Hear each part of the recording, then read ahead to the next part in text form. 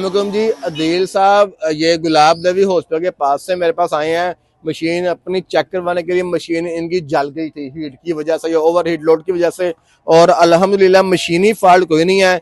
किसी भी किस्म का कोई पैसे चार्ज नहीं किए गए, ना कोई डिमांड की गई है, चूंकि एक चीज है ही नहीं कोई फॉल्ट को हम उसको ठीक क्या करते या उसके क्या पैसे चार्ज करते।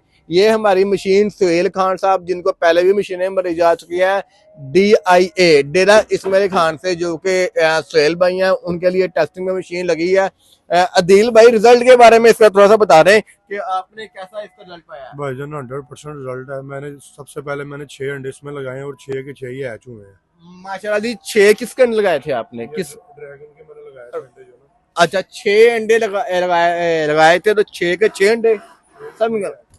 100% रिजल्ट आ गया। अच्छा, ये 100% रिजल्ट आता नहीं होता, 99.9, लेकिन अगर अल्लाह का हुक्म हो, अल्लाह ने जान डालनी है, अल्लाह जिसको मर्जी जान दे दे।